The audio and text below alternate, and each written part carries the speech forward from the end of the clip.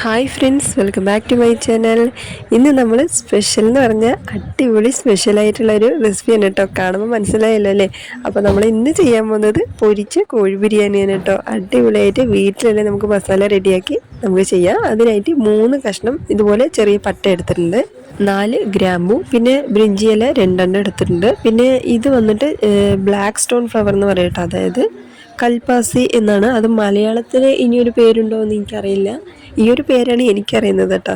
അപ്പോൾ നമ്മൾ ഇത് വന്നിട്ട് ഒരു 2 എടുത്തിട്ടുണ്ട് കേട്ടോ. അതൊക്കെയാണ് നമുക്ക് മെയിൻ ടേസ്റ്റ് തരുന്നത്. പിന്നെ ഒരു സ്റ്റാർ അനൈസ്, ഒരു 4 ഏലക്ക, ഒരു ടീസ്പൂൺ കുരുമുളക്, 2 ടീസ്പൂൺ ചെറിയ ജീരകം, പിന്നെ കറുത്ത എള്ളുണ്ടല്ലോ, അതൊരു 1/2 ടീസ്പൂൺ എടുത്തിട്ടുണ്ട്. പിന്നെ കൂടെ തന്നെ 1 ടീസ്പൂൺ വലിയ ജീരകം. അപ്പോൾ ഇതെല്ലാം നമുക്ക് ചൂടാക്കി എടുക്കാം കേട്ടോ. അങ്ങനെ ഇതെല്ലാം നമുക്ക് എണ്ണയൊന്നും ഒഴിക്കാതെ നന്നായിട്ട് എല്ലാം മുരിഞ്ഞ് വരണം. നമ്മൾ ജാറിലിട്ടാൽ നല്ല ഫൈൻ പൗഡർ ആക്കേണ്ട ആവശ്യമില്ല, എന്നാലും നമുക്ക് ഒരു പൊടിയാക്കുന്ന രീതിക്ക് നമുക്ക് അറിയാമല്ലോ. അപ്പോൾ ഒരുവിധം നന്നായിട്ട് ചൂടാക്കി എടുക്കാം. ഇതുപോലെ നന്നായിട്ട് ചൂടാക്കിയതിന് ശേഷം നമ്മൾ ജാറിലേക്ക് ഇട്ടിട്ട് നമുക്ക് പൊടിച്ചെടുക്കാം. അപ്പോൾ ഈ ഒരു മസാല നമുക്ക് കൂടുതലാണ് കേട്ടോ. നമ്മളിപ്പോൾ വെക്കുന്ന റൈസിന് ഇത്രയും നമുക്ക് ആവശ്യമില്ല. നമുക്കൊരു 3 ടീസ്പൂണേ ആവശ്യമുള്ളൂ, നമുക്ക് എടുത്ത് വയ്ക്കാം ബാക്കിയുള്ളത്. പിന്നെ നമ്മൾ ഇപ്പോൾ മല്ലിപ്പൊടി 1 ടീസ്പൂൺ, അതായത് മല്ലി ഇല്ലാത്ത കാരണമാണ് ഞാൻ മല്ലിപ്പൊടി ചേർത്തത് കേട്ടോ. മല്ലി ഉണ്ടെങ്കിൽ നിങ്ങൾ ചൂടാക്കുന്ന സമയത്ത് തന്നെ അതും ഒരു 2-3 ടീസ്പൂൺ ഇട്ടിട്ട് ചൂടാക്കി അതുപോലെ പൊടിച്ചെടുക്കാം. കൂടെ 1 ടീസ്പൂൺ കസ്തൂരി മേത്തിയാണ് കേട്ടോ നമ്മൾ ഇട്ട് കൊടുത്തിട്ടുണ്ടായിരുന്നത്. അങ്ങനെ അതെല്ലാം പൊടിച്ച് മാറ്റി വെച്ചതിന് ശേഷം ഇപ്പോൾ ഒരു 1/4 കിലോ ചിക്കൻ എടുത്തിട്ടുണ്ട്. അതിലേക്ക് 1 ടീസ്പൂൺ ഇഞ്ചി വെളുത്തുള്ളിയുടെ പേസ്റ്റ് ഇട്ട് കൊടുത്തിട്ടുണ്ട്. ഒരു 1/4 ടീസ്പൂൺ അല്ലെങ്കിൽ 1/2 ടീസ്പൂൺ മഞ്ഞൾപ്പൊടി ചേർത്ത് കൊടുത്തിട്ടുണ്ട്. ആവശ്യത്തിലേക്കുള്ള ഉപ്പ് ചേർത്ത് കൊടുത്തിട്ടുണ്ട്. ഒരു 1/2 ടീസ്പൂൺ ഗരം മസാലയും കൂടെ ചേർത്ത് കൊടുത്തിട്ടുണ്ട്. ഇതെല്ലാം കൂടിയിട്ട് നമ്മൾ വേറൊരു പാത്രത്തിലേക്ക്, അതായത് നമ്മൾ ഒന്ന് വേവിച്ചെടുക്കാനായിട്ടാണ്, ഒരു 5 മിനിറ്റ് നമ്മൾ ചിക്കൻ ഒന്ന് വേവിച്ചെടുക്കണം. അതിനായിട്ട് 2 കപ്പ് വെള്ളം ഒഴിച്ച് കൊടുത്തിട്ടുണ്ട്. ഇപ്പം ഞാൻ ഫ്ലെയിം ഓൺ ചെയ്തിരിക്കുകയാണ്. അപ്പോൾ നമുക്ക് ഈ 2 കപ്പ് വെള്ളം എന്ന് പറയുന്ന സമയത്ത് നമ്മൾ റൈസ് വേവിക്കുമ്പോൾ ഈ ഒരു ചിക്കൻ്റെ വെള്ളം ഒഴിച്ചിട്ടാണ് നമ്മൾ റൈസ് വേവിക്കുന്നത്. അത് കാരണമാണ് നമ്മൾ 2 കപ്പ് വെള്ളം ഒഴിച്ച് കൊടുത്തത് കേട്ടോ. അങ്ങനെ നമ്മുടെ ചിക്കൻ ഒരു 5 മിനിറ്റ് വേവിച്ചാൽ മതി. കൂടുതലൊന്നും വേവിക്കേണ്ട, നമ്മൾ ഫ്രൈ ചെയ്തെടുക്കുന്നതാണ് നമ്മളെ ചിക്കന്. ഇപ്പോൾ വെള്ളം തിളച്ച് വരാൻ തുടങ്ങിയിട്ടുണ്ട്. ഇതിൻ്റെ കൂടെ നമുക്ക് ഒരു ടീസ്പൂൺ നമ്മൾ ആദ്യം റെഡിയാക്കി വെച്ചിട്ടുണ്ടെങ്കിൽ നമ്മുടെ മസാലപ്പൊടി ഉണ്ടല്ലോ, അത് നമുക്ക് ഇതിലേക്ക് ഇട്ട് കൊടുക്കാം കേട്ടോ. 1 ടീസ്പൂൺ ഇട്ട് കൊടുത്താൽ മതി. ഇതും കൂടി ഇട്ടിട്ട് നമ്മൾ ചിക്കൻ നന്നായിട്ടൊന്ന് വേവിച്ചെടുക്കാം. ഒരു 5 മിനിറ്റ് കഴിഞ്ഞിട്ട് നിങ്ങൾക്ക് കാണിച്ചു തരാം. അങ്ങനെ 5 മിനിറ്റ് കഴിഞ്ഞിരിക്കണം. വെള്ളം കണ്ടില്ല, ഏകദേശം വറ്റിയിട്ടുണ്ട്. ഈ ഒരു 5 മിനിറ്റ് ആ സമയം വരയ്ക്ക് നമ്മൾ ചിക്കൻ വേവിച്ചാൽ മതി കേട്ടോ. ഇനി നമുക്ക് ഈ വെള്ളത്തിൽ നിന്ന് നമ്മൾ ചിക്കൻ എല്ലാം മാറ്റിയെടുത്തേക്കാം. അങ്ങനെ എല്ലാ ചിക്കനും മാറ്റി കഴിഞ്ഞിട്ട് നമുക്കിത് ഫ്രൈ ചെയ്തെടുക്കണ്ടല്ലോ നമ്മുടെ ചിക്കന്. അപ്പോൾ നമുക്ക് ഈ വെള്ളം മാറ്റിയെടുത്തേക്കാം. അങ്ങനെ ഇതുപോലെ നമ്മുടെ എല്ലാ ചിക്കനും എടുത്ത് മാറ്റി കഴിഞ്ഞിരിക്കാൻ കേട്ടോ. ഇനി നമുക്ക് ആ വെള്ളം മാറ്റി വെച്ചേക്കാം. നമുക്കിനി ചിക്കനിലേക്കുള്ള മസാലപ്പൊടികളെല്ലാം ഇട്ട് കൊടുക്കാം. ആദ്യം ഒരു 5 ടീസ്പൂൺ തൈര് ഒഴിച്ച് കൊടുത്തിട്ടുണ്ട്. 2 ടീസ്പൂൺ കശ്മീരി മുളക് പൊടിയാണ് കേട്ടോ ചേർക്കുന്നത്, സാധാ മുളക് പൊടി ചേർക്കുന്നില്ല. പിന്നെ ഒരു 1/2 ടീസ്പൂൺ വലിയ ജീരകത്തിൻ്റെ പൊടി, 1/2 ടീസ്പൂൺ കുരുമുളക് പൊടി, 1/2 ടീസ്പൂൺ ഗരം മസാല, പിന്നെ 3 ടീസ്പൂൺ കോൺഫ്ലവറാണ് ചേർക്കുന്നത്. ഇതും കൂടെ ചേർത്തിട്ട് നന്നായിട്ട് മിക്സ് ചെയ്ത് കൊടുക്കാം. ഉപ്പ് നിങ്ങൾ ആവശ്യത്തിന് പോലെ നോക്കിയിട്ട് ചേർത്താൽ മതി കേട്ടോ. ഓൾറെഡി നമ്മൾ ചിക്കൻ വേവിക്കുന്ന സമയത്ത് ഉപ്പിട്ടിട്ടാണല്ലോ നമ്മൾ ചിക്കൻ വേവിച്ചത്. അപ്പോൾ അത് ശ്രദ്ധിച്ചിട്ട് വേണം കേട്ടോ നിങ്ങൾ ആവശ്യത്തിന് പോലെ ഉപ്പ് ചേർക്കാൻ. അങ്ങനെ ഇതെല്ലാം കൂടി നന്നായിട്ട് മിക്സ് ചെയ്തിട്ട് നമുക്ക് ഉടനെ തന്നെ ഫ്രൈ ചെയ്തെടുക്കാം കേട്ടോ. പിന്നെ നമുക്ക് കൂടുതൽ സമയം വെച്ചെടുക്കണമെന്നൊന്നുമില്ല. ഇതുപോലെ നന്നായിട്ട് മസാല നന്നായിട്ട് കവറാവണം കേട്ടോ നമ്മുടെ ചിക്കന്. അപ്പോൾ നമ്മൾ എണ്ണയും ചൂടായിട്ടുണ്ട്. അതിലേക്ക് നമ്മൾ ഓരോ പീസായിട്ട് ഇട്ട് കൊടുത്തിട്ട് ജസ്റ്റ് ഒരു 3 മിനിറ്റ് മാത്രം സമയം കൊടുത്താൽ മതി. നമ്മൾ ഓൾറെഡി 5 മിനിറ്റ് നമ്മൾ ചൂടാക്കിയതാണല്ലോ നമ്മുടെ ചിക്കന്. അപ്പോൾ അത് കാരണം ഇനി കൂടുതൽ സമയം വെക്കേണ്ട ആവശ്യമില്ല. 3 മിനിറ്റ് മാത്രം എണ്ണയിൽ ഇട്ട് കൊടുത്ത് ഒന്ന് ഫ്രൈ ചെയ്തെടുത്താൽ മാത്രം മതി. അപ്പോൾ അടിയിലെ ഭാഗം ഒന്ന് സെറ്റായി വരട്ടെ. അതിനിപ്പം തന്നെ തിരിച്ചിട്ട് കൊടുക്കുകയാണ്. കണ്ടില്ലേ, നല്ല അടിപൊളിയായിട്ട് റെഡി ആയിട്ടുണ്ട്. അങ്ങനെ ഇതുപോലെയാണ് നമ്മുടെ എല്ലാ ചിക്കനും റെഡിയാക്കി എടുക്കേണ്ടത് കേട്ടോ. അപ്പോൾ ഇനി നമ്മൾ തിരിച്ചിട്ട് കൊടുത്തിട്ടിങ്ങനെ ആ ഭാഗം കൂടി ഒന്ന് റെഡി ആവട്ടെ. അങ്ങനെ എല്ലാം റെഡി ആയിരിക്കുകയാണ്. നമുക്ക് ഇനിയിപ്പോൾ എണ്ണയിൽ നിന്ന് മാറ്റിയെടുത്തേക്കാം കേട്ടോ. അങ്ങനെ ഇതുപോലെയാണ് നമ്മൾ എല്ലാ ചിക്കനും റെഡിയാക്കി എടുത്തിരിക്കുന്നത്. ഇനി നമുക്ക് അരി എന്ന് പറയുന്ന സമയത്ത് ഞാൻ ജീരകശാല അരിയാണ് കേട്ടോ എടുത്തിരിക്കുന്നത്, അതായത് 3/4 കിലോ അരിയാണ് ഞാൻ എടുത്തത്. നിങ്ങൾക്ക് ബസ്മതി റൈസിൽ നമുക്കിത് റെഡിയാക്കി എടുക്കാം കേട്ടോ.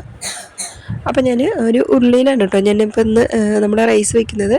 അപ്പം ഞാൻ ആദ്യം ഒഴിച്ചു കൊടുത്തിട്ടുണ്ടായിരുന്ന എണ്ണ വന്നിട്ട് നമ്മൾ ചിക്കൻ ഫ്രൈ ചെയ്തിട്ടുണ്ടായിരുന്ന എണ്ണയാണ് കേട്ടോ. നിങ്ങൾക്കത് താല്പര്യമില്ലെങ്കിൽ നമുക്ക് സാധാ വെളിച്ചെണ്ണയോ ഓയിലോ അത് നിങ്ങളുടെ ഇഷ്ടാനുസരണം പോലെ ചെയ്യാം. പക്ഷേ ഇങ്ങനെ ചെയ്യുമ്പോഴാണ് നല്ല ടേസ്റ്റ് ഉണ്ടാകുന്നത് കേട്ടോ. കൂടെ നമ്മൾ ഒരു 4 ടീസ്പൂൺ നെയ്യ് ഒഴിച്ചു കൊടുത്തിട്ടുണ്ട്.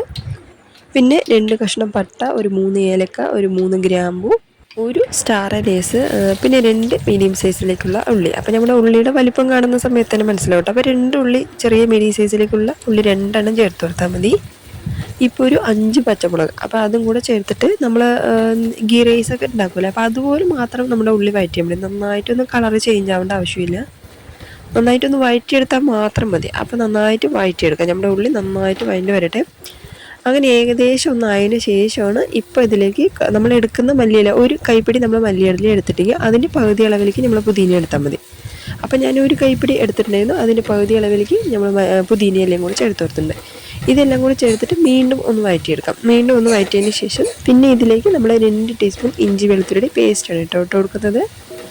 അപ്പോൾ ഇപ്പോൾ 1 ടീസ്പൂൺ ഇട്ട് കൊടുത്തിട്ടുണ്ട്. പിന്നെ ചെറുതായിട്ടൊന്ന് മിക്സ് ചെയ്തതിന് ശേഷം പിന്നെ വീണ്ടും 1 ടീസ്പൂൺ കൂടി ഇട്ട് കൊടുക്കുന്നുണ്ട്. അങ്ങനെ ഇതും കൂടി ഇട്ടതിന് ശേഷം വീണ്ടും നന്നായിട്ട് വഴറ്റിയെടുക്കാം. ചെറുതായിട്ടൊന്ന് വഴണ്ട് വന്നാൽ മതി.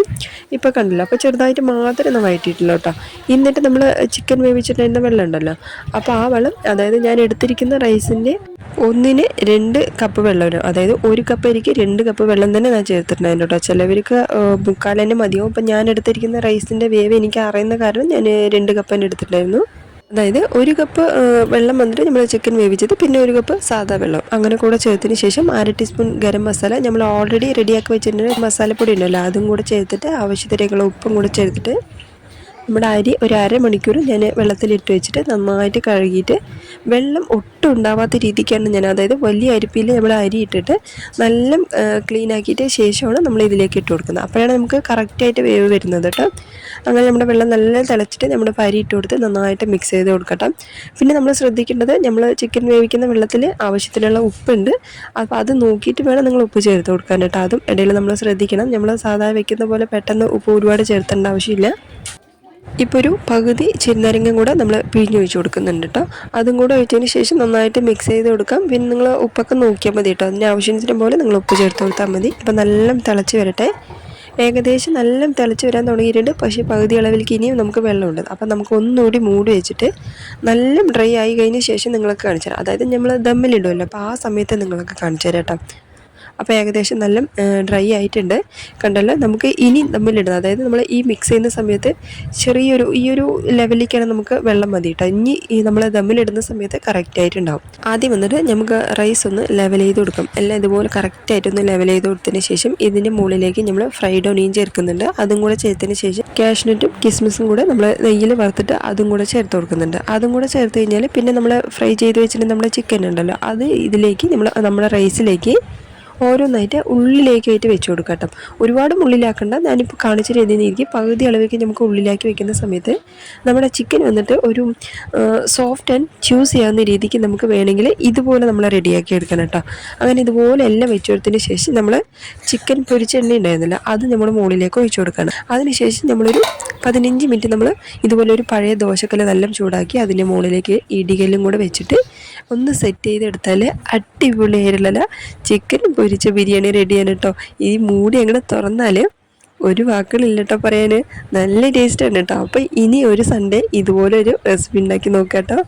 നല്ല സോഫ്റ്റായിട്ട് നമ്മുടെ റൈസ് വന്നിട്ടുണ്ട്, കണ്ടില്ലേ. ജസ്റ്റ് ഒന്ന് അമർത്തി കൊടുക്കുമ്പോൾ തന്നെ നല്ല സോഫ്റ്റായിട്ട് റെഡി ആയിട്ടുണ്ട്. ഒന്ന് ശ്രദ്ധിച്ച് ഞാൻ പറഞ്ഞ പോലെയുള്ള ഓരോ കാര്യങ്ങളും നമ്മൾ കറക്റ്റായിട്ട് സ്റ്റെപ്പോടെ നമ്മൾ ചെയ്യുകയാണെങ്കിൽ പെർഫെക്റ്റായിട്ട് റെഡിയാക്കി എടുക്കട്ടെ. നല്ല സോഫ്റ്റായിട്ട് ജ്യൂസി ആയിട്ട് നമ്മുടെ ചിക്കനുണ്ട്, അതുപോലെ നമ്മുടെ റൈസും നല്ല സോഫ്റ്റായിട്ട് വെന്ത് വന്നിട്ടുണ്ട്. ഫ്രൈ ചെയ്ത് വെച്ചിട്ടുണ്ടായിരുന്ന ചിക്കന് നമ്മൾ റൈസിൻ്റെ കൂടിയിട്ട് ഒരു 15 മിനിറ്റ് നമ്മൾ ചൂടാക്കി എടുക്കില്ല. അപ്പോഴാണ് നമുക്ക് ഇതിൻ്റെ ഒരു ഹൈലൈറ്റ് ആയിട്ടുള്ളൊരു മണം തരുന്നത് കേട്ടോ. അപ്പോൾ ഇനി ബിരിയാണി വയ്ക്കുമ്പോൾ ഈ ഒരു ബിരിയാണി ട്രൈ ചെയ്ത് നോക്കട്ടോ. ഒരു രക്ഷയില്ല, വാക്കുകളൊന്നുമില്ല പറയാൻ. ഉറപ്പായിട്ട് എല്ലാവരും ട്രൈ ചെയ്ത് നോക്കുക. കൂടെ നമ്മുടെ ചാനൽ ഒന്ന് സബ്സ്ക്രൈബ് ചെയ്ത് ലൈക്ക് ചെയ്ത് കമൻറ്റ് ചെയ്ത് ഷെയർ ചെയ്ത് കൊടുക്കാനും മറക്കല്ലേ.